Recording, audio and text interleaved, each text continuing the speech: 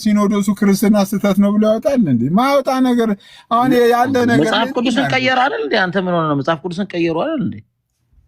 የቱ ጋር ነው የቀየሩት መጽሐፍ ቅዱስን? 2000 እትም ላይ ገለባብጠው እንደ ቀየሩት የቤተክርስቲያን አስተማሪዎች ሊቃውንት እስኪቃወሙ ድረስ ከታች አሉ።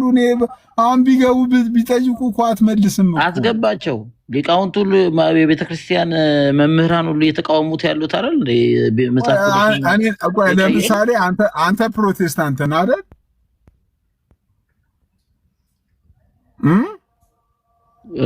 ማለት ትችላለህ። ፕሮቴስታንትም ዘንድሮ እኮ ከፋ። ሁላችንም በፕሮቴስታንት መባል እያፈርን መጣን እኮ፣ ግራ ገባን እኮ። አረ ሌላ ፕሮቴስታንት ላኩልን በጌታ። ዘንድሮ በጣም እኮ እንትን አለን እኮ። አረ ፕሮቴስታንት አንተ ግን በእውነት ወደ አትቀልድ ሲሶ፣ የምሬ ነው። እኔ ወንድማዊ ምክሬ ነው። በጣም እንወድሃለን። እኔ ጥያቄ ልጠይቅ። እኔ እናንተ ለምሳሌ ፕሮቴስታንት ነን አይደል? እኔ አንተን እርግጠኛ አይደለሁም። አታስዋሽኝ። ለምሳሌ ነው እኮ እኔ እኮ አይደለሁም ብያለሁ እኮ። እኔ ፕሮቴስታንት አይደለሁም። እኔ በጣም እኮ አሁን ቦልድሊ ነው የምናገረው እኮ፣ እንደ ድሮ እኮ አይደለሁም እኮ። እኔ አሁን ፕሮቴስታንት አይደለሁም። ኦርቶዶክስም አይደለም። ኦርቶዶክስም አይደለሁም። እና ለዛ ነው የጆባ መጽሐፍ ይዘህ የመጣው። ቅድም ይዘህ የመጣው መጽሐፍ ቅዱስ የጆባ ነው። ችግር የለም፣ የጆባም ሊሆን ይችላል። እሺ እኔ ችግር የለም፣ ይቅርታ ጠይቃለሁ። ችግር የለም። አይ ሲሶዬ ግን በእውነት ቀልድ ነው። ግን አንተ ወደ ጌታ ተመለስ። ጥያቄ ልጠይቅ። ለምሳሌ አንተ ፕሮቴስታንት ነህ። አንተና ዶክተር ዳን የተለያየ ሶቨርን። እሺ እኔ ለቆቆ አንድ ነገር ልንገርህ ሲሶዬ፣ እኔ በእውነት ለአንተ ቆቆ ምመኝልህ ልንገርህ። ምኞቱን እኔ ፕሮቴስታንት አትመኝልኝ። በቃ ቶ በጌታ በእግዚአብሔር አንድ ነገር በኋላ እኔ ወደ ርዕሱ ቶ ምኛውን እርስ በርስ እኮ ምኞታችሁን ሁና ግለጡልኝ እኮ አላልኩ። ከተመኘልኝ መሀል ከተማ ላይ አንድ የሆነ ትልቅ ህንጻ ምናምን እንዲኖረኝ ተመኝልኝ። በቃ ችግር የለውም። የዘላለም ህይወት ከሁሉ በላይ ነው። የዘላለም ህይወት አለኝ ወንድም፣ የዘላለም ህይወት አለኝ። እንዴ አሁን የሌለኝን ነገር ብትመኝልኝ አይሻልም? እንዴት ያለ ጉድ ነው! መሀል ሜክሲኮ ላይ ምናምን ብለህ ብትመኝልኝ እሺ፣ የዘላለም ህይወት እኔም አለኝ። ክርስቶስ ኢየሱስን አምናለሁ አለኝ። አሁን የሌለኝን ነገር ብትመኝልኝ አሪፍ ነው እንዴ? እሺ ወደ ርዕሳችን እንምጣ። አንተና ለእኔ ማታ ከኦርቶዶክሲያን በጣም የገረመኝ ቲክቶክ ላይ ከመጣሁ በኋላ ኦርቶዶክሲያን በጣም አደንቅበት እና ኦርቶዶክሳዊነትን እንዳስብ ከሚያደርጉኝ ነገሮች አንድ ነገር ልንገርህ። አንተና ሙሌ ወይም አንተና ዶክተር ዳኒ በአንድ ክፍል ባትስማሙ፣ ሁለታችሁም የተለያየ ትርጉም ቢኖራችሁ ምንድን ነው የምታደርጉት?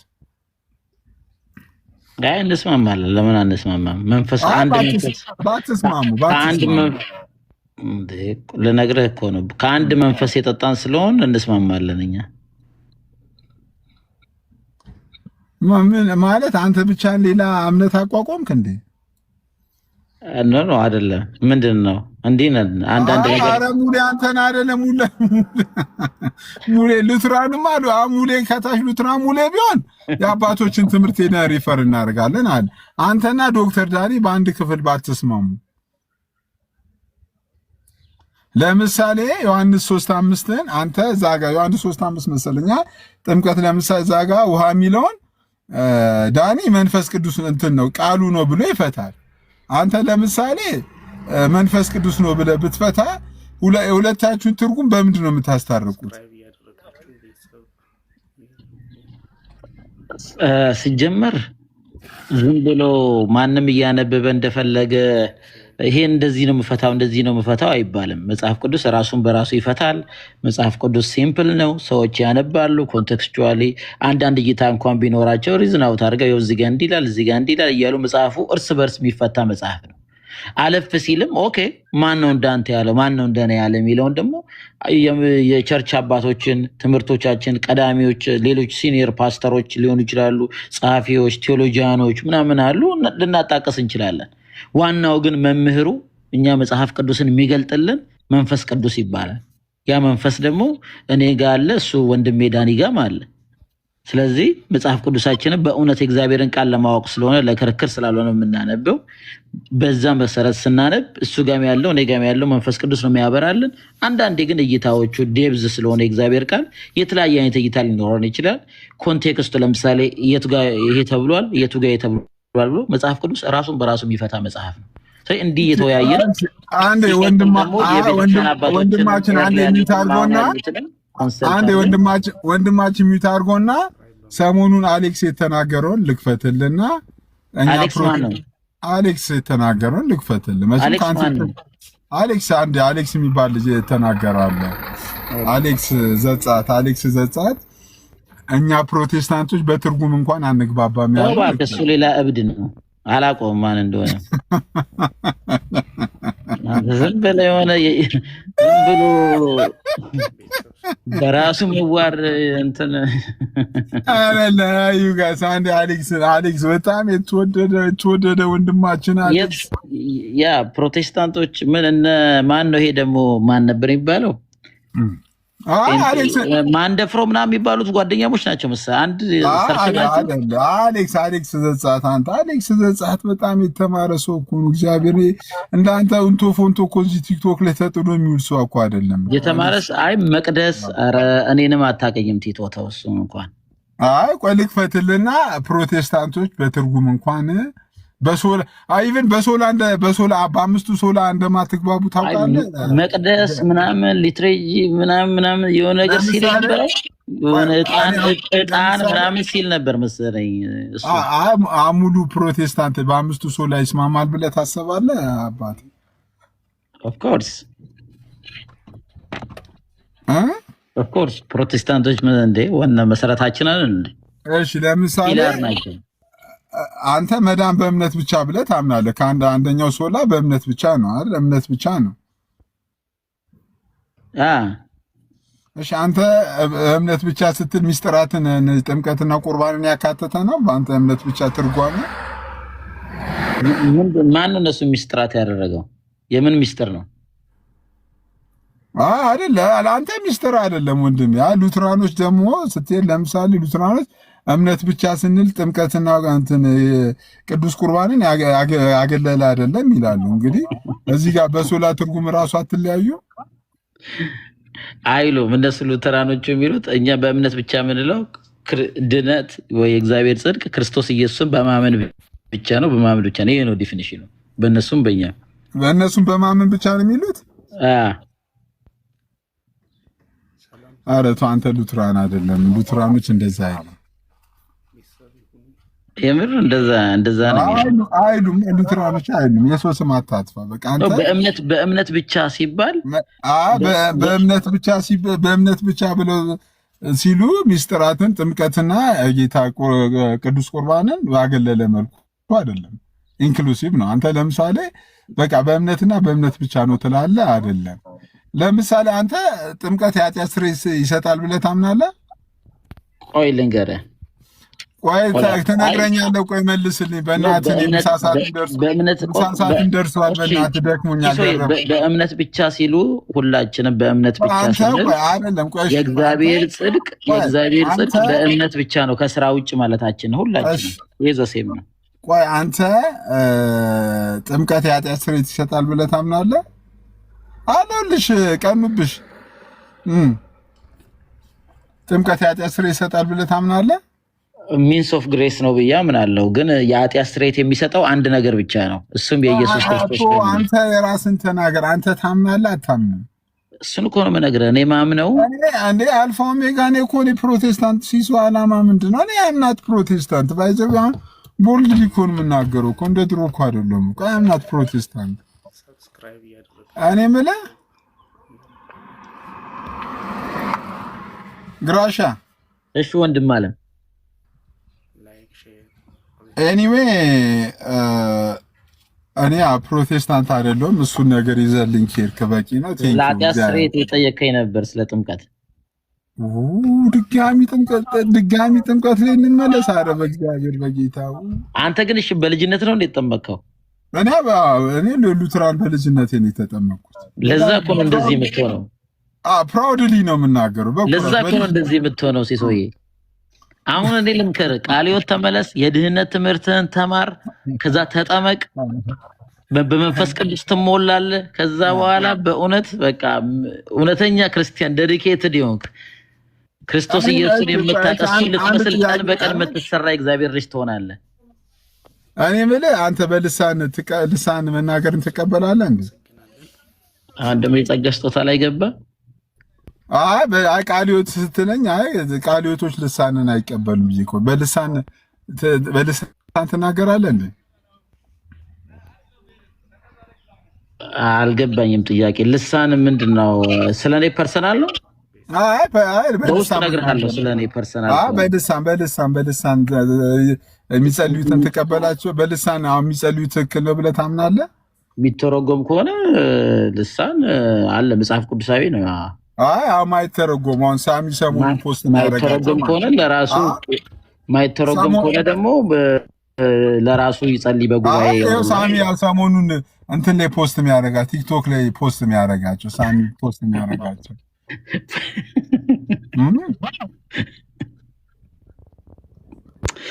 እኔ ያየሁት ነገር የለም። ሲሶዬ እኮ ሳሚ እሱን ልሳን ትቀበላለህ አንተ?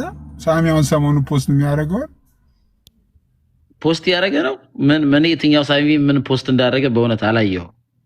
እሺ አንድ ሰው ላኩልኝና ዛሬ ጠዋት አንድ ሰው እስቲ የሳሚን ሁለት ስልክ ያለው የሳሚን ማሳየት የሚችል አንድ ሰው ላኩልኝ እስቲ ጋይስ፣ በጌታ በእናታችሁ ለሶቨርን እናሰማው። እኔ ማይተረጎም ልሳን ጀነራል ነገር ባናይም ልሳን ሰዎች የሚተረጎም ከሆነ ጉባኤ ላይ ይታነጽበታል። ስለዚህ ይተረጎማል። ሊናገር እግዚአብሔር የሰጠው ከሆነ ጉባኤ ላይ ማይተረጎም ከሆነ ደግሞ ለጸሎት ብቻህን ራስህ በጉባኤ አትናገር ብሏል ጳውሎስ። በጉባኤ አትናገር። ስለዚህ ማይተረጎም ልሳን አለ ብለህ ታምናለህ አንተ? ማይተረጎም ልሳን አትፍራ። ስማ ሲሶ እኮ ጳውሎስ ምን አለ? አባቢ መቷል። ልሳን አንተ ማይተረጎም ልሳን አለ ብለህ ታምናለህ? እኔ አይተርጉም አላውቅም። ሲተረጎም ነው የማውቀው። ግን እኮ ቆይ አንተ ለምን ትፈራለህ? አሁን አንተ ግልጽ ነገር ተናገር። ቆይ ስለ ልሳን ያለ የተናገርኩ እኮ ነው። ታይም አልሰጠኸኝም እንጂ የተናገርኩ እኮ ልሳን የሚተረጎም ልሳን አለ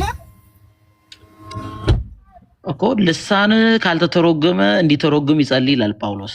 እሺ እኮ ግን በቃ እኔ ትርጉሙን አልፈልግም ብሎ ዝም ብዬ እጸልይበታለሁ። ካልተተረጎመ በጉባኤ ሳይሆን ብቻህን ነው ጸልይ የሚለው ጳውሎስ እኮ። ስለዚህ አንድ ሰው በጉባኤ ሳይሆን ብቻውን የሚጸልየው ማይተረጎም ልሳን አለ። ይሄውልህ ሲሶዬ እኮ አንተ ወንድ ልጅ አለ እንደ ቆፍጠን በል እንጂ ቆይ ማይተረጎም ልሳን አለ። ፖለቲካ ሊሰራብህ ነው ይላል። እኔ እኮ ዛስዋይ እኮ በጣም እኮ ለሚገርም ነገር እኔ የምሬን እኮ የምልህ እኮ እኔ በጣም እኮ ለእውነት ለምን አትኖሩም እኮ እናንተ? ሁሌ የሚያሳስባችሁ ፖለቲካ፣ ጠረጴዛ፣ እንትኑ የሚያሳስብ አንተ። እኔ አሁን እኔም ይሄ ቢያሳስበን እኔ ራሴ እንደዚህ መች ከአንተ ጋር አወራለሁ ስለማያሳስበን።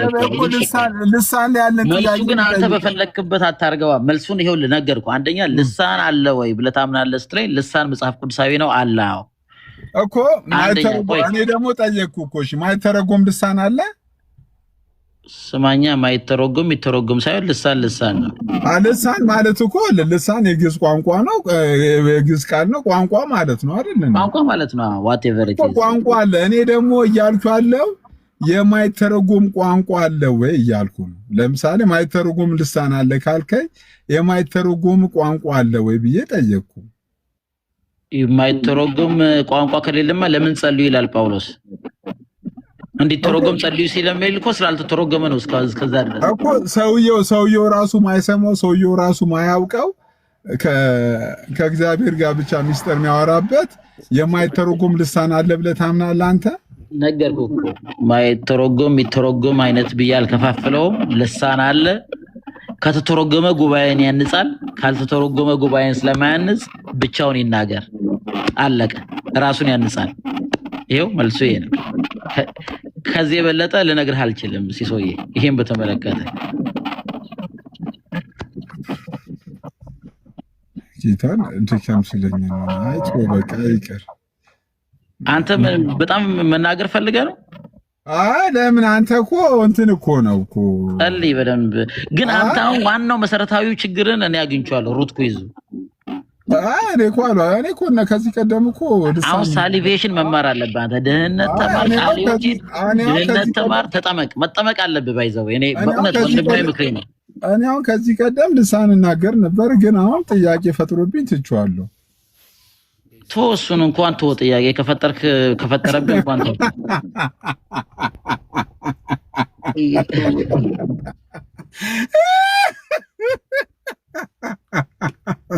ጥያቄ ከፈጠረብህ ለምን ጥያቄ በቃ እኮ ልቶ ጥያቄ ከፈጠረብህ የሚፈጥርብህን ነገር አታርጋ። አይደለም ለምን መሰለህ ጥያቄ የፈጠረብኝ? ይኸውልህ አሁን እዚህ ቲክቶክ ላይ ስመጣ እነዚህ ኦንሊ ጂሰሶች ራሱ በልሳን ይጸልያሉ አሉ።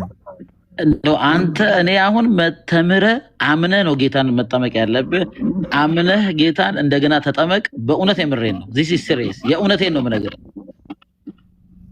ሲሶ፣ በእውነት የእውነቴን ነው። ይሄ ወንድማዊ ምክሬ ነው። በእውነት ሲሪየስሊ ሳሊቬሽን በትክክል ተማር። በትክክል የደህንነት ትምህርት ተማር። ተጠመቅ። ራስን ለጌታ ሰጠ። ከዛም በኋላ አሁን እኮ አንተ ያልገባ እኮ ሶቨን ብማር እኮ ካልተመረጥኩ እኮ ምን ጥቅም? በእናንተ መሰረት እኮ ብማር ካልተመረጥኩ ምን ለውጥ አለው እኮ? አሁን በእንትን እኮ ነው። አሁን ብማር ራሱ እኮ ለውጥ የለውም እኮ። መጀመሪያ ካልተመረጥኩ እኮ ትርጉም የለውም። አንተ ለምንድን ነው ካልተመረጥኩ ነው? አሁን እኮ ድንጋይ ምን ትርጉም አለው? ካልተመረጥክ እንዳልከው ትርጉም የለውም። እውነት ነው። ግን አለመመረጥህን ለምንድን ነው ራስ ላይ እንዳልተመረጥክ ለምንድን ነው አንተ ካልተመረጡት ወገን እንደሆንክ የምታስበው? እኮ ካልተመረጥኩ እኮ እኔ እኮ ጌታ ካልተመረጥኩ ምንም እኮ ብማር ብጠመቅ ምን ዋናው መጀመሪያ እኮ የእናንተ ትምህርት ያለው እኮ መመረጥ ላይ ነው። ሰውየው ካልተመረጠ ቢፈርጥ ምን ቢል ጌታን እኮ ውስጥን ቼክ አድርገው ውስጤ ቼክ ሳደርገው እሺ መመረጤንም ውስጥን ቼክ ስታደርገው እንዳልተመረጥክ ነው ቢነግርህ። ውስጥን ቼክ ስታደርገው ዓለም ላይ ካለ ደግሞ ውስጥ ከባድ ሪሊጅን ማለት ዓለም ላይ ካለ ይሄ ከባድ መጥፎ ሪሊጅን ይሄ የመመረጥ ተመርጠሃል የሚል ሪሊጅን በጣም ዘሞስ ከባድ ሪሊጅን ነው። የእግዚአብሔር ቃል ዝም ብሎ እቃቃ ጫወታ አይደለም። እግዚአብሔር የተወሰኑ ሰዎችን ለዘላለም ሕይወት መርጧቸዋል፣ የተወሰኑ ሰዎችን ለዘላለም ጥፋት መርጧቸዋል ብሎ የሚያስተምር ትምህርት አንተ እንትን እኮ ነው ቤቲ እግዚአብሔር ምስክሬ ነው። ይኸውልሽ እኔ ለሰው ልጅ በሙሉ ያዝገባት እስቲ ሲሱ እኔ ለሰው ልጆች በሙሉ ምን እመኛለሁ መሰላችሁ? በእውነት ከዚህ ነገር ቶሎ አምልጠ መውጣት ነው ያለብን። ይሄ እግዚአብሔር በጣም መጥፎ በቃ ለምሳሌ አንድ ሰው ወደ ዘላለም ጥፋት ሲሄድ ራሱ እኮ ራሱ እንደ ክርስቲያን እንትን ኦልሬዲ ስላልተመረጠ ነው። ግን አይገርምህም ሲሶ? እኔ እናንተ አሁን የተመረጠ ያልተመረጠ እግዚአብሔር ብቻ ነው የሚያውቀው። ይሄ እግዚአብሔር እውቀት ነው። እኔ ግን በእግዚአብሔር መንፈስ ውስጥ ገብቶ በኮንፊደንስ እግዚአብሔር መርጦኛል ስል አንተ ደግሞ የዛኛውን ሳይድ አድርገህ የእግዚአብሔር እውቀት ላይ ካልተመረጠስ ከተመረጠስ ብለህ ኤጌንስት ትናገራለህ። አየው ዲፍረንሱን ግን አይደለም። አይ እኔ አንተ እኮ በቃ ኦልሬዲ ኮንቲኑ እኮ ነው እኮ መንፈሱ ነው አንተ እንደዚህ የሚያደርግ እኮ እንጂ። እስቲ ገብርኤልን ሳቡልኝ። አንተ በጣም ደሞስት እኮ አጋንንታይ ትምህርት ኮሜንት ላይ ግን ጥያቄ ጠይቀዋል። ልሳን ዝም ብለህ ለምንድን ነው የጸለይከው ከመንፈስ ቅዱስ ያልተቀበልከውን ነገር እያሉ ነው። እባክህ ድሮ እንደም ብዙ ነገር ተሳስተናል። አሁንማ እንሳሳት።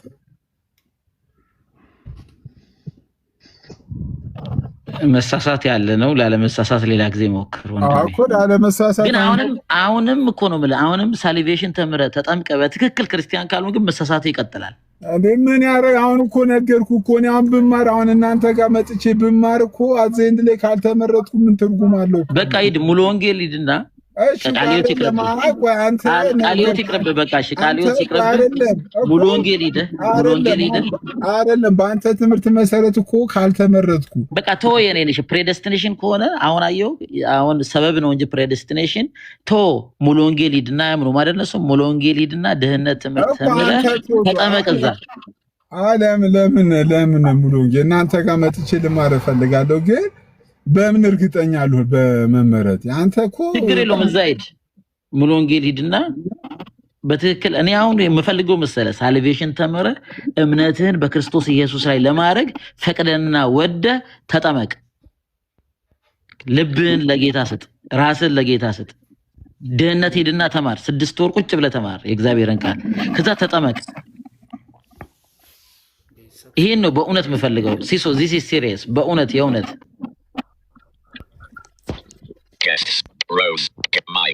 ሲሶ እንዴት ነህ? ገብርኤል ዌልካም፣ እንኳን ደህና መጣ። አትሪክ ላይ ያሰራኝ እኮ ነው። አይ ስታወሩ ሰምቼ። ገብርኤል ወይ እንዴት ናችሁ? አለን እግዚአብሔር ይመስገን። ገብርኤል ሰላም ነው? እንዴት ነህ? እኔ ቤት ነበርና አንድ ቀን አይደል ጊዜ አሳለፍን። እንዴት ነው? አዎ ግን እኔ የምለው የምርጫ ጉዳይ እኮ ለምን እንዴት ነው ትንሽ አሳሰበኝ እኮ። ማለቴ ጌታ ለምን ይቀበላል? ምናልባት ያልተመረጠ ሰው ሊሆን የሚችል አንተስ ደግሞ ምን አደከመ? ምናልባት የተመረጠ ላይሆን እኮ ይችላል የሰውዬ እና ከተመረጠ ደግሞ እግዚአብሔር ያመጣዋል። እሱ ፈለገም አልፈለገም ወንጌልን መስማቱ አይቀር፣ ምክንያቱም ቀድሞ መርጦታል። ስለዚህ ጌታን አልቀበልም የማለት ዲሲሽን ሊወስድ አይችልም። አሁን እናንተ እኮ እነሱ ንጽጽርም እየሰሩ እኮ መርከም የለባቸውም እኮ። ዝም ብሎ ላይቫቸውን ከፍተው እኮ መዝሙር ብቻ እየሰማችሁ ለምን አትተውም? በቃ እውነት እኮ ነው። እሱም ብቻ ሳይሆን በቃ አንተ አሁን ለምሳሌ አላምንም እንኳን ማመን እንኳን አልፈለግም ብትል አንተ የግድ ትመጣታለህ። ምክንያቱም ቀድመ ተመርጠሃላ። ስለዚህ ወንጌል ማስፋፋቱ ወንጌል መመስከሩ ምናምን ደግሞ ምን ይሰራል?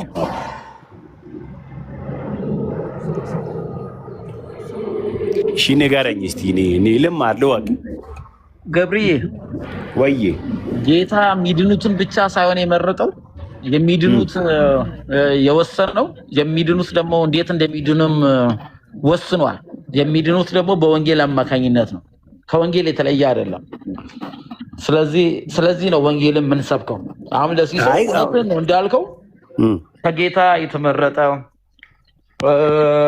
የተወደደ ከሆነ ልቡን ለእግዚአብሔር ይሰጣል፣ ይሸነፋል። ምን እያረክ ነው የሚለውን አስተውሎ በማየት እውነት ነው ይሄ ልጅ የሚናገረው እስካሁን ቀልጃለሁ፣ ሲሪየስሊ እግዚአብሔርን ማወቅ አለብኝ ብሎ ተነሳስቶ ድህነት ተምሮ ተጠምቆ ለጌታ የተለየ ቅዱስ ልጅ ይሆናል።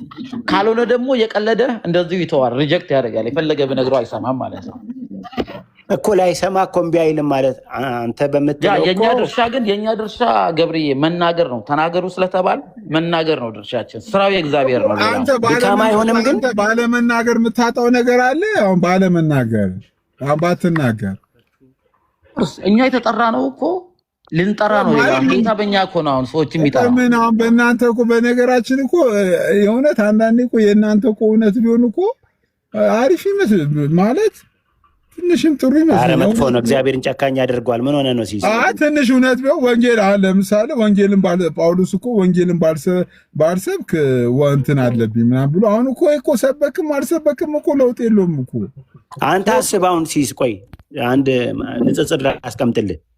እናትህና አባትህ እንደ አጋጣሚ ሰሜን ኮሪያ ምንም ክርስትና ተሰብኮ የማይታወቅበት ቦታ እንደው ተዋውቀው እዛ ተወልደ ቢሆን የአንተ ጥፋት ባልሆነ አንተ ምንም ሳታጠፋ ሰሜን ኮሪያ ተወልደ ለጥፋት በቃ እዛ ብትሞት እግዚአብሔር እዛ የፈጠረህ አንተን ሊያጠፋ ነው ማለት ነው።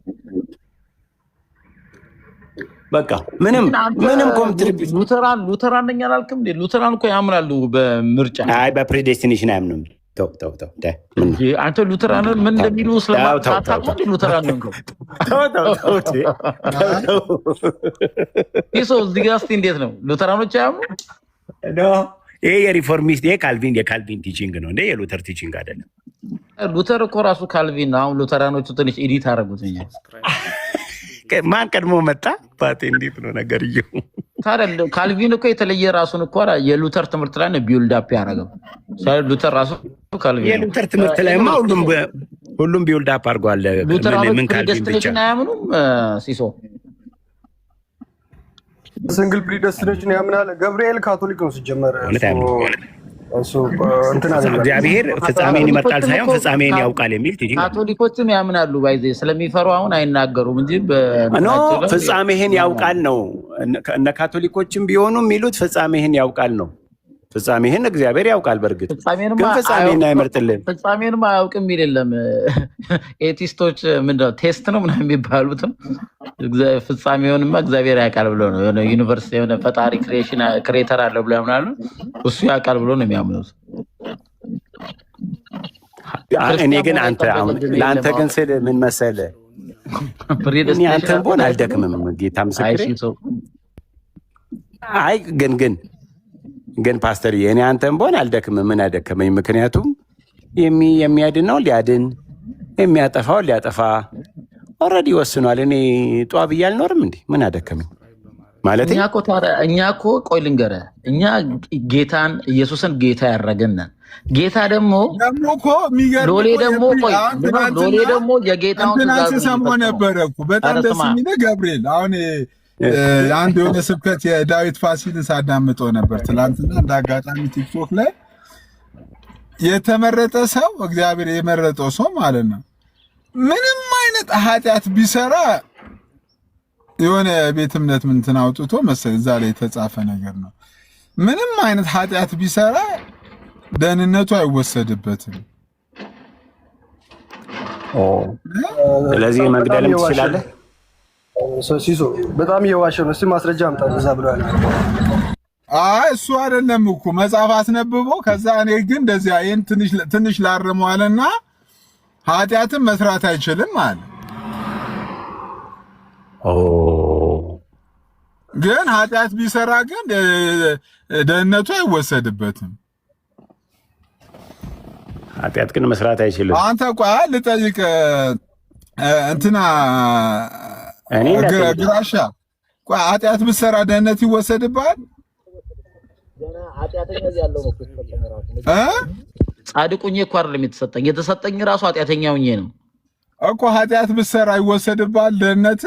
አረ ኃጢአተኛ ሆኜ ነው የተሰጠኝ አልኩህ እኮ። ኃጢአት እስከ አፍጤሜ አሁን ከተመረጥክ በኋላ ኃጢአት ብትሰራ ሲሶ ከጠየቅ ስማ ኃጢአት እስከ አፍጤሜ በኃጢአት ውስጥ ተከምሬ እስከ ፀጉሬ ድረስ ተጥለቅልቄ ኃጢአቱ ተዘፍቄ ባለውበት ነው የእግዚአብሔር ልጅ ህይወትን የሰጠኝ። አሪፍ እኮ ስለዚህ ኃጢአት ስለሰራ ብሎ እንዴት ይወስድብኛል ስታስባ? በጣም ደስ ይላል እኮ። ግን እኮ አሁን ኃጢአት ብትሰራ ምንም ኃጢአት ብትሰራ ደህንነት አይወሰድብህማ? አይወሰድብኝም። ግን ኃጢአት እንዳልሰራ ደግሞ የሚገርመው ማንነቴን ቀየረው። መንፈስ ቅዱስን በውስጥ ያኖረ መፈራቱ በውስጥ ያኖረ ለምን አይልክ አይደለም። አይ እንደሱ አይደለም። አይ ግን ቅድም ያነሳችሁትን ጥያቄ ኖ አንተ ቅዱስ ልክ አይደለም። ኧረ ቆይ አንድ ጊዜ ቢጠሩ ቅዱስ አንድ ቅዱስ ሲሶዬ አይ እንደዛ አይደለም። አይ እንደዛ አይደለም። ልክ አይደለም።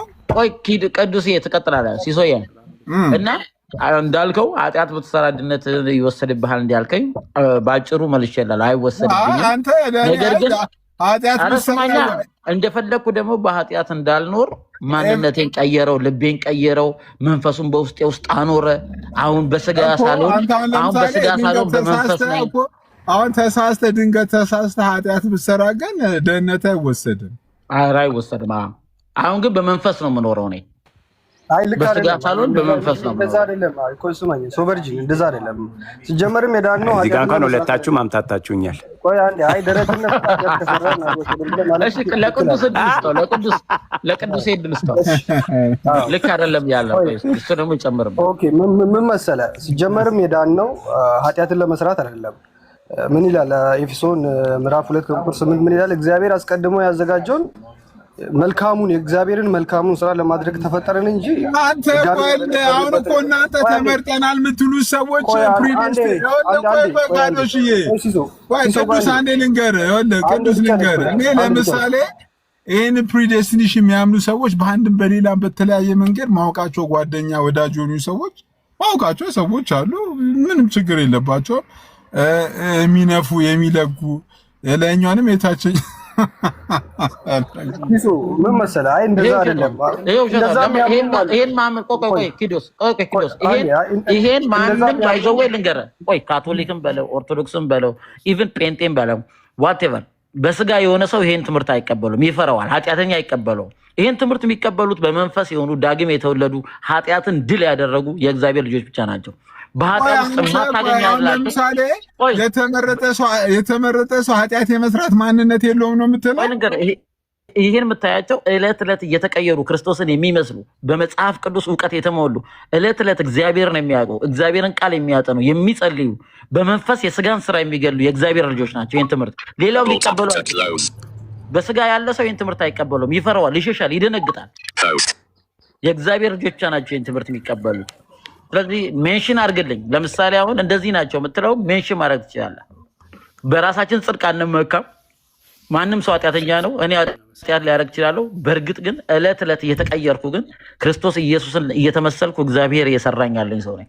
ሁሉም ደግሞ ይህን ትምህርት በተለይ የሚቀበሉ ሰዎች በዚህ ትምህርት ውስጥ ያሉ የእግዚአብሔር ቃል የበራላቸው የእግዚአብሔር ቃልን የሚያውቁ ዕለት ዕለት የእግዚአብሔርን ቃል የሚያነቡ በራሳቸው ጉልበት ሳይሆን ከእግዚአብሔር ጸጋ የተነሳና በመንፈስ የስጋን ስራ የሚገሉ የእግዚአብሔር ፓስተር ይሄን ብቻ አጥራልኝ እስቲ። እኔ አሁን ምንም ሊገባኝ አልቻለው። እግዚአብሔር ለምንድን ነው አንዱን ለጥፋት የፈጠረው? እቺን ብቻ አጥራልኝ በቃ። ኦኬ። አይ መጀመሪያ እሱ ባወራው አንድ ሪፍሌክት ላድርግ፣ ከዛም በኋላ ይቀጥላል። ችግር የለውም። ፓስተር ይሰማል ድምጼ? ቅዱስ አንተም በፕሪዴስቲኔሽን ታምናለህ? ቅዱስዬ አዎ እኔም በፕሪዴስቲኔሽን አምናለሁ። ግን የእሱ አይሰማኝም። እኔ ወጥቼ መግባት አለብኝ። እሺ ወተገባ። እሺ እኔ የምልህ ቅዱስዬ አንተም በፕሪዴስቲኔሽን ታምናለህ? አዎ ሲሶ እኔም በፕሪዴስቲኔሽን አምናለሁ። ግን ሰው በቃ ለምሳሌ መጀመሪያ የተመረጠ ሰው ማለት ነው ምንም አይነት ኃጢአት ላይ እኮ አንዳንድ ማስተካከያ ሊያደርግ ነው። እድል ለምን አሰጠው? በጣም እኮ ነው የማመሰግናችሁ እኮ እግዚአብሔር ያክብራችሁ። እኔ ደስ ብሎኛል እኮ እኔ እቤቴ ድረስ አክብራችሁ ስለመጣችሁ እኔንም ከዚህ ጭንቀት ልገላግሉኝ የጣራችሁ ስላለ በጣም ነው የማመሰግናችሁ። እኔ የምልህ ቅዱስዬ ቀጥል ሲሶ ምንድነው ጥያቄ? ሰው ምንም አይነት ኃጢአት ቢሰራ ኃጢአት ቢያደርግ ደህንነቱን ሊያጣ ይችላል ብለህ ታምናለህ? አታምንም አንተ? ሲጀመርም ኃጢአት የሚሰራ ሰው ከእግዚአብሔር አልተወለደም። አንዴ ልመልስልህ። ቆይ ከእነሱ እኮ ትምህርቱ እኮ ኃጢአት ቢሰራ ሲሶ አንዴ አንተ የጠየቀኝ እኔ የመለስኩልህ ነው። እዛም በኋላ ከጨረስኩ በኋላ መጠየቅ ትችላለህ። እና እነሱ የሚያስተምሩትን አይደለም ኃጢአት አይሰራም አይሉማ። ኃጢአት አለመስራትም ይችላል ዳግም የተወለደ ሰው። ምክንያቱም አዳም ቀድሞ ወደ ነበረበት ክብሩ ስለተመለሰ መስራትም ይችላል አለመስራትም ይችላል። ቢያንስ ካልዳኑ ሰው ለምሳሌ ዳነ ሰው ወደ አዳም ወደ መጀመሪያ ክብሩ ነው የተመለሰ። ዋው አዳም ወደ ነበረበት ወደዛ ክብሩ አዳም አሁን ለምሳሌ ገነት ላይ ያለ ለምሳሌ አዳም አንበሳ አይፈራም ነበር። አሁን አንተ አንበሳ ብታይ አትፈራም? አይ እንደሱ አይደለም ሲሶ፣ እንደሱ አይደለም ይብራራው። አረ ወንድሜ በውሻ አሁን ከኃጢአት የመጀመሪያው ተመልሶልህ ነው ወደ አንበሳ ሄድከው? አይደለም አዳምን እኮ ቅዱስ የኔ ምን ላድርግ? አንተ እኮ ነህ እኮ አዳም ወደ መጀመሪያ ክብሩ ተመለሰ አልከኝ። የአዳም የመጀመሪያ ክብሩ ምንድነው? አዳም አንበሳን ራሱ እንደ ልብ አንበሲት ና ምና በቃ አዳም የመጀመሪያ ክብሩ እኮ በኢየሱስ ስም አንተ እንዴ አዳም ሲመጣ ራሱ እኮ ነብር ጭራውን ይቆላል እኮ አዳም ምን ነካ? ቅዱስ አንዴ ቀስጠውና አስጨርሰው ወንድሜ እባክህ ሲሶዬ። ይፈረጥጣል። ምን መሰለህ ሲሶ፣ አሁን እግዚአብሔር ሰው ቅዱስ ቀጥል። አዎ አሁን አዳም መጀመሪያ ገነት ላይ ያለ ምን ያደርጋል? ማነው ኃጢአት መስራትም አለመስራትም አይችልም። መስራትም ይችላል፣ ማነው አለመስራትም ይችላል። ከዛም በኋላ ኃጢአት መስራት በመቻሉ ምክንያት ሞት ወደ ዓለም መጣ። ሁላችንም ከአዳም የተወለድን ሁላችንም ሞት አልተባልንም። ስለዚህ ሁላችንም ደግሞ አሁን የጽድቅ ተቃራኒ ሆንን ማለት ነው። ከዛም በኋላ በጸጋ ምክንያት ዳግም ስንወለድ፣ በጸጋ ምክንያት ከእግዚአብሔር ዳግም ስንወለድ ኃጢአት ያለ መስራትም እንትን አለን፣ ጸጋው ያግዘናልና አለ መስራትም እንችላለን ማለት ነው። የራሳችን እንትን ነው የሚሆነው፣ ግን ጸጋው ያግዘናል። ግን ከእግዚአብሔር የተወለደ አንድ ከእግዚአብሔር የተወልጃለሁ ብሎ የሚል አዲስ የተወለደ ክርስቲያን ኃጢአትን አይሰራም። ምክንያቱም መጽሐፍ ቅዱስ ዮሐንስ ላይ ለምሳሌ ዮሐንስ ላይ ልጆቼ ሆይ ኃጢአትን አትስሩ፣ ኃጢአትን ብትሰሩ ግን በአብ ዘንድ ጠበቃ አላችሁ ለምን አለ? አይኖርም ለማለት ነው። ሲሶ አይሰራም ኢን ሴንስ የደጋገመ ኃጢአት ውስጥ አይኖርም ለማለት አይሰሩም ስላው በኃጢአት አይኖርም ማለት ነው እንጂ ሙሉ በሙሉ በቃ ኦሬዲ ከብረን በስጋችንም ከብረናል እያልኩ አይደለም። መክበር ገና ነው። ኦሬዲ ሙሉ በሙሉ ከኃጢአት መገኘት ነፃ የምንወጣው ክርስቶስ ዳግም ሲገለጥ ቅጽበታዊ በሆነ መንገድ ነው። ያ ገና አልደረሰም። ግን አሁን እለት እለት እየተቀደስን ክርስቶስን እየመሰልን ነው የምንሄደው። በዛ በተቻለ አቅም ኃጢአት አለመስራት አለብን። ያም ደግሞ ጸጋው ያግዘናል። ለምን አንተ ኦሬዲ አቅም ምን ያስፈልጋል? ኦሬዲ እኔ አሁን የተመረጠ ሰው ቋኑ እኮ ለመሰለ ትምህርቱ የተመሰረተው እኮ ቅዱስና ካዶሽ ያልገባቸው የትምህርቱን አጥኑት እኮ በእውነት ትምህርቱን አንደኛ ይሄ የዳነው ማንነታችን ኃጢአት እንኳን ቢሰራ ራሱ ኃጢአት ከደህንነታችን ጋር አይገናኝም። ኦሬዲ እኛ ድነናል። የዳነ ሰው በቃ ደህንነቱ ምንም አይነት ኃጢአት ቢሰራ ደህንነቱን አያጣም ብሎ ትምህርቱ ያስተምራል አያስተምርም? ያስተምር የለም። ምን መሰለህ? እሺ ግራሻ ያስተምራል አያስተምርም? ግራሻ ኃጢአት ብንሰራ ደህንነታችን አይታጣም ብሎ ያስተምራል አያስተምርም? የኃጢአት ደሞዝ ሞት ነው፣ ይሞታል ነው የሚለው። በኃጢአት የሚኖር ሞት ነው። ሲጀመርም የሞተ ነው፣ ለዘላለም ሞትም ይሞታል። ኃጢአት ብትሰሩ ትሞታላችሁና በመንፈስ ግን የሥራን ሥጋ ብትገሉ በሕይወት ትኖራላችሁ። የሚሞተው ወይስ እኮ ኃጢአት ቢሰራ አሁን የተመረጠ ሰው በእናንተ ትምህርት ማለት ነው። የተመረጠ ሰው እንደዛ የተመረጠ ሰው እኮ የተመረጠው ቅዱስ ሕዝብ ለመሆን ነው። እግዚአብሔር ይመስል ኃጢአት ቢሰራ ይድናል አይድንም? አልተመረጠም ማለት ነው። በኃጢአት የሚኖር ኃጢአት መስራት ማለት ነው አንድ ቀን የሚሰራ ነው። አንድ አይደል? እኛ እሱን ወንድሜ እንደ ገቢዎች ኦዲት የሰውን ኃጢአት በቃ ላይፍ ስታይል ከኃጢአት መውጣት ያቃተው ኃጢአት ላይፍ ስታይል አድርጎ የሚኖር ከኃጢአት መላቀቅ መውጣት ያቃተው ዓለማዊ ነው። የእግዚአብሔር መንፈስም በውስጡ የለም። የተመረጠም አይደለም፣ ያመነም አይደለም፣ አዲስ ፍጥረትም አልሆነም። የተመረጡት አዲስ ፍጥረት ይሆናሉ። ይወላ አዲስ ማንነት ኒው ክሪኤሽን ነው የሚሆኑት። የእግዚአብሔር መንፈስ በውስጣቸው ይኖራል። እግዚአብሔር ደግሞ እነሱን ኢየሱስን ለማስመሰል ወስኗል። እግዚአብሔርን ሊመስሉ ዕለት ዕለት እየተቀየሩ የሚሰሩ ናቸው የተመረጡት ማለት። ስለዚህ ይቅርታ አቋረጥኩ ሲሲዬ፣ ኃጢአት የሚሰራ ሰው መጀመሪያውን ያልተመረጠ ነው ማለት ነው አይደል? አሁን ባልከኝ መሰረት ለምሳሌ እኔ ቅድም እንደተናገርኩ እስከ ሀፍጤሜ ድረስ በኃጢአት ውስጥ ነበርኩኝ፣ ተከምሬ ነበርኩኝ።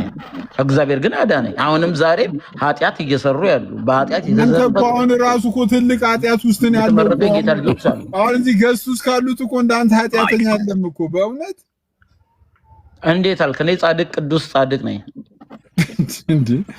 አንተ እግዚአብሔር ያላሰበውን እግዚአብሔር ያላቀደውን አንዳንዱ ለጥፋት ራሱ ትልቁን እግዚአብሔርን አንዳንዱ ለጥፋት ፈጥሯል ብለህ የምታምን ሰው ኤፌሶን 1:4 ላይ ድናንብ ዓለም ሳይፈጠር በፊቱ ቅዱስና ነውር የሌለን እንሆን ዘንድ በክርስቶስ ኢየሱስ መረጠን ይላል። እኔ አይደለም ግን ፓስተርዬ፣ ለምን አንተም ብቻ ማለቴ ሌላውን ደግሞ ለምን ዓለም ሳይፈጠር ለጥፋት ፈጠረ? አታይም እንዴ? ቤትን የመሰለች ልጅ ጌታ የመረጣት ውብ ቅዱስ ከስራ አለ፣ እዚህ ጋር ሄኖክ አለ። አታይንም? ብዙ አሉ ደግሞ እኛ ጋር መተብታይ። መመረጣችሁ እኮ ናይስ ነው ፓስተርዬ። ተመስገንስ አላቅም እንግዲህ መጨረሻው ተቀይሮ እስካየው አሁን ባየሁት ፍሬ በኃጢአት ነው ያለ፣ ኃጢአተኛ ነው።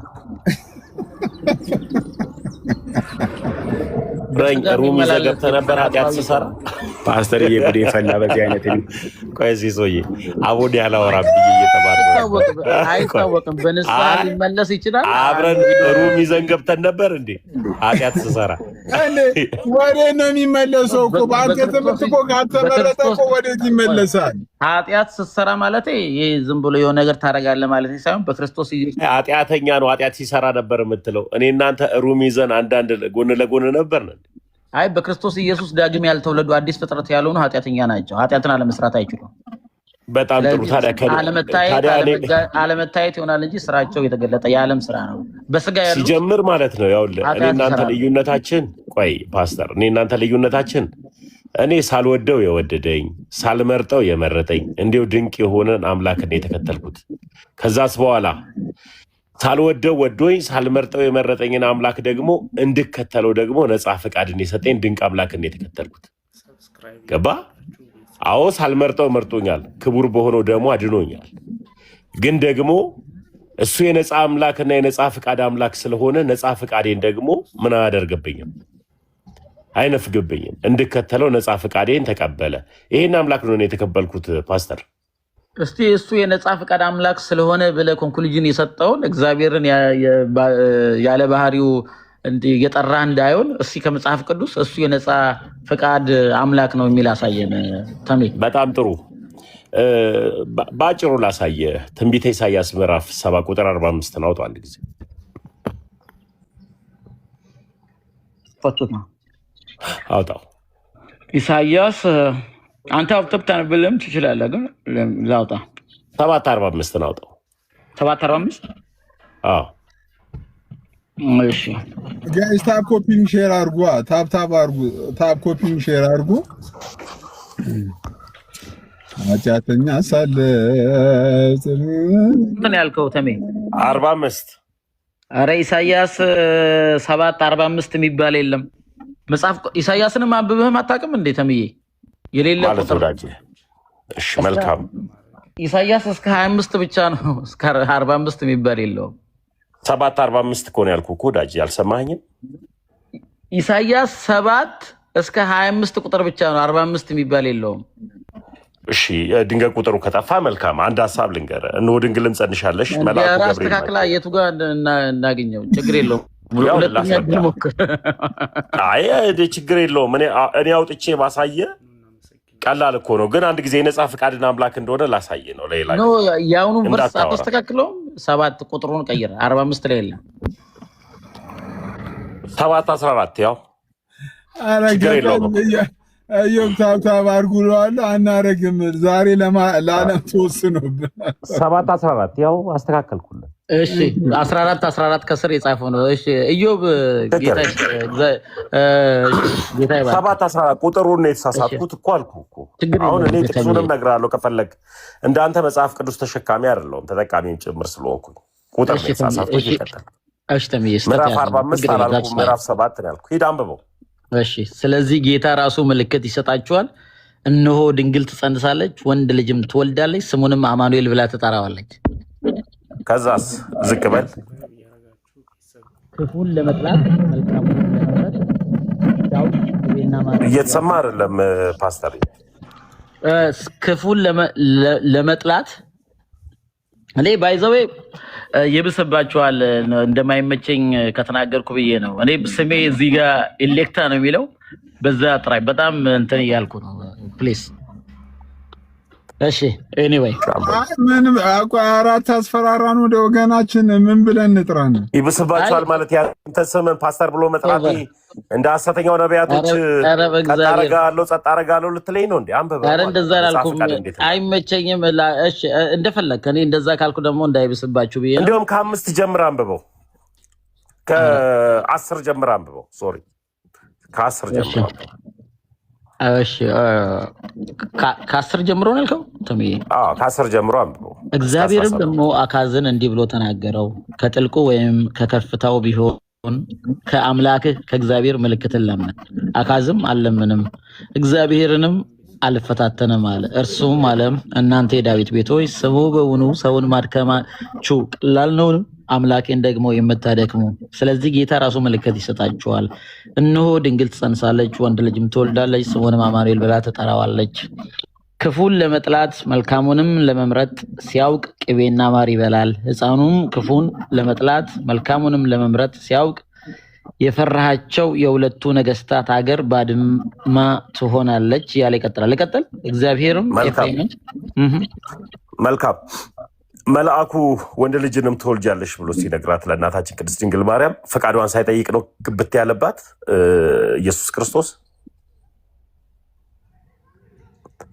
አንተ እኮ ነው ያመጣው ነገር እንጂ የምን ፍቃድ ነው? አይ ጥያቄ ጠየቅኩ እኮ። ይኸው መጥቶ ኢየሱስ ክርስቶስ እናታችን ቅድስት ድንግል ማርያም ላይ መጥቶ ግብት ነው ያለው። ነጻ ፍቃድ ምንም አልጠይቃትም። እስቲ እናንብበው ድጋሚ። ነጻ ፍቃድ ካለው ስንት ቁጥር ላይ አጠር ያለ እኮ ጥያቄ እኮ ነው የጠየቅኩ እኮ። አሁን መጥቶ እዚህ ጋር የነገርኩ እናታችን ቅድስት ድንግል ማርያም ጋር መጥቶ መልአኩም ሳይመጣ ምንም ሳይል ነጻ ፍቃዷንም ሳይጠይቅ ግብት ነው ያለው ወደ ማጸኗ ወይም ወደ ሆዷ። እዚህ ጋር የሚለው ኢሳያስ 7:14 ላይ እነሆ ድንግል ትጸንሳለች፣ ወንድ ልጅም ትወልዳለች፣ ስሙንም አማኑኤል ብላ ትጠራዋለች። ይሄ ነው የሚለው። አንተ ደግሞ ያየኸው ካለ ንገረኝ። እኔ የሚታየኝ ይሄ ነው። እነሆ ድንግልን ጸንሳለች፣ ወንድ ልጅንም ትወልዳለች፣ ስሙንም አማኑኤል ትለዋለች የሚለው ላይ እዚህ ላይ መጥቶ ግብትን ያለባት እንደምትጸንስ ነው የተናገረ ያለው ኢሳያስ እኮ። ለመጸነስ ነጻ ፍቃድ ምንም የላትም ነበር እናታችን ቅድስት ድንግል ማርያም። የጸነሰችውን በነጻ ፍቃድ ነው። በነገራችን ላይ ምን አለ መሰለህ ድንግል ማርያም የጸነሰችው በእግዚአብሔር ፍቃድ ነው። አንድ ጊዜ ልንገርህ። ይሄ አሁን ዛሬ የምትስቃት ሳቅ ነገ ላይ ደግሞ እናፍርባታለን። የመጀመሪያ ጉዳይ እየተማማርነን ያለ ነው ወይም እየተነጋገርነን ያለ ነው፣ እየተሳሳቅን አይደለም ያለ ነው። ገብቶሃል? ስለዚህ የምትስቀው ለምቢባል አንተ ልክ መተህ ተመስገንን ኃጢአተኛ አድርጎት ኢየሱስ እንደመረጠው አንተ ደግሞ ጻድቅ አድርጎ ክርስቶስ እንደመረጠ አድርገህ ልክ የእናታችንን ቅድስት ድንግል ማርያምንም ፍቃድ ምን ማለት እንደሆነ መልአኩ ለምን እንደመጣ እዛ ጋር ታስረዳኛለህ ነው። ለምን ፍቃድ ባይኖራት ኖሮ ለምን መልአኩ ሊመጣ አስፈለገ? ይሄን በትክክል አስረዳን። እሺ መሳቁ መገፈቱን ትተህ የመጣበትም ምክንያት እኮ ይነግረናል። ሄደና ለመጣ መልአኩ ለማርያም ሊያበስራት ነው ሊነግራት ነው የመጣው እንጂ አበስራት ለምን አልገባም ነበረ? እሱ አምላክ አይደለ? ለምን ማብሰር አስፈለገ? ሰምዬ መልአኩ የመጣበት ምክንያት ፈቃዷን ሊጠይቅ ሳይሆን ወንድ ልጅ እንደምትወልድ ስሙንም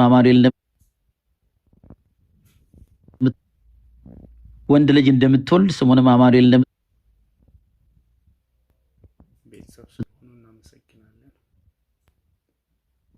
ምን ሆነ በጌታ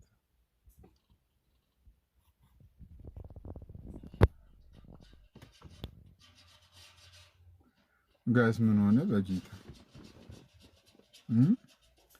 የሆነ ዋትስአፕ ላይ ስልክ ገብቶብኝ ስመለስ እንዳለ ወርቃቸዋል። ዩ ጋይስ በጣም ነው